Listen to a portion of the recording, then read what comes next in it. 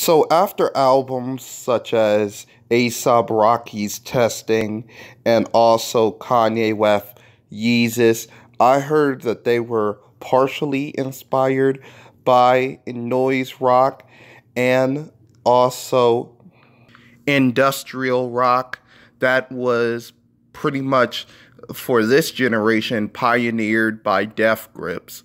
So of course I checked them out, I'm a big clipping fan, so I wondered how would Def Grips fare up. Now, I originally discovered Def Grips off a album called The Money Store, which was praised by Anthony Fantano. I heard it and never went back. It just sounded like complete fucking noise to me and mess. But you know what? I gave them a second chance, and the Year of the Snitch did not fail me. I have to say, just like Nine Inch Nails, this is an awesome album. Now, it has its fair flaws, like, of course, a track called Horn Section with no horns, and a track called The Outro, which is not even the last song off the album. It's actually the second to last, which is pretty ironic if you ask me. But to be fair, the song Horn could be in reference to the whole idea of their drummer, Zach, their former drummer, stating that he feels more like a guitarist or a horn player than a person who was a drummer. I guess that's why they canned him. And both of these tracks are two instrumental tracks on here. So yeah. Now, this track was very much, and this whole album was very much a lot to take in, a lot of deepening meanings that if you look surface deep may mean nothing, but of course has a lot of meaning to it. Like on the track, Def Grips is Online. Which was the original title of this album. It has this energetic hi-hat with this, of course, non-stop guitar riff that goes na na na na na na. Also, it has this little mine little sample that I think come from Finding Nemo. Remember the whole seagulls that go like mine? Like, yeah, that kind of remind me of it. And also, it could be a reference to how Hitler had that whole mine thing that he did, I think that was from Inglourious Bastards that I'm thinking of.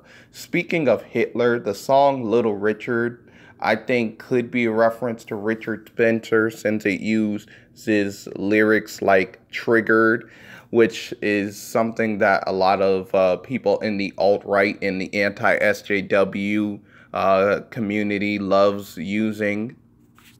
Also, he referenced ABCD, which could be a reference to how they want everything and everybody to be Unitarian and have the same ideology and belief system in their national world. And also, they referenced the whole lighters being red bits, which, of course, could be also a reference to how Red Bit had that whole idea that it was cursed since it was connected to numerous artists who died young, especially in the 27 Club, like Kurt Cobain and also Jimi Hendrix, people like that.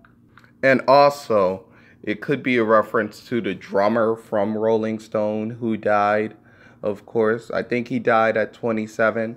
Speaking of the Rolling Stones, there's a lot of Rolling Stone references on this album. Like, of course, you have Black Paint, which could be a reference to Paint It Black. And also, Def Grips had a picture where they shown Keith Richards' of course, autobiography called Life, a memoir of Keith Richards, which he was also a drummer on this on the album. Actually, I think he was a guitarist, my bad. Also, if you check out the album cover, it even has like the mouth, which could be a reference to the Rolling Stones mouth that they was notorious for being their logo. Now, the alt-right themes doesn't stop because on the song Flies, of course, it talks about throwing up flies, which could be a reference to Pepe the Frog. another alt-right icon. Also on the song Flies and also the song Disappointed, they have this yelling monotone idea and verses where, of course, MC Ride would yell on the track and then speak very softly on the track also on there. Also on the track Disappointed, there's this whole musical technique called hawking where you would have a melody be shared by two voices at the same time, a very nice musical technique. On the song The Fear, I think it could be a reference to Kendrick Lamar because Kendrick Lamar is one of only 4 artists that, of course, meet a needlehead, a needle drop, a melon head, one of only 4 artists along with Def Grips that Melonhead gave a 10 out of 10. Also, he had the song Fear on Damn. And he also had that song Blood on Damn, which they referenced drinking blood on the beginning of the track. So yeah. Alright, so they also have this reference to a house full of skulls, which could be a reference to Skull and Bones, the community that is secretive and underground. And they also reference the 1%er, which could be a reference to the fact that there's a 1% criminal community in the biker clubs and stuff like that, and who use biker clubs as a security for their concerts. The Rolling Stones, which they used the Hell Angels, which actually killed a black man like way back in, I think, the late 60s, early 70s at one of their concerts and stuff like that.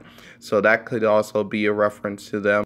Now, back to the track Little Richard. Little Richard could also be a reference to their dick, since they have no problem referencing their dick, even showing a dick on the album cover of Deep Web, for some apparent reason. Now, Dilemma, of course, I think that Def Crips have the biggest dilemma in music since Nelly. Also, on the track, they have this opening voice, which kind of sounds Australian to me, which they talk about Def Grips recording on Sunset, which is one of the places that the Rolling Stones recorded for their album Exile on Main Street. So there's another Rolling Stones connection all throughout this album. Now, this track Streamy, I actually very much love it because it has one of the most clearest vocal deliverances that MC Ride ever did, It kind of reminds me of I Seen Footage. He's actually, I didn't even have to look up his lyrics to actually wonder what he was saying. Shit Show is actually a musical war on my ears. It seems like it because it was just like just everything was going off on this track. Now, you have 2 tracks which show a negative portrayal of women, like Ha Ha and Linda's in Custody, which Ha Ha have a reference to dyke bars, telling a princess to eat a dick, which could be a reference to Meghan Markle, since, everybody keeps on saying she's a princess even though she's not. And I also think Ha Ha samples a Little Richard ad-lib. Woo! Just slightly in the background, I think it was the soul ad-lib that he does sometimes, when he's on the piano. Now, Linda's in Custody is a reference to the Manson family and how one of the members was Linda, which is an even deeper reference to the Beatles, which was the arch rivals of the Rolling Stones, and they had that song Helter Skelter, which inspired the Manson murders, which, as reference to the beginning of the track Def Grips is Online, where they talk about their Pretty Pretty 9, which could have been a gun used in the Manson murders. Overall, this album, it's deep, but you have to look deep into it because It's kind of also hard to like understand in first listen. Multiple listens is needed, but this is a killer ass album. I'm gonna give it a 9 because, you know, some of the tracks I felt was not good enough, and also there's tracks like horn section and also the outro, which of course is misleading. So please leave a like on this video, you know, share the video, everything. How did you all feel about Def Grip's newest album? Please write in the comment section. I'm out, guys. Peace out.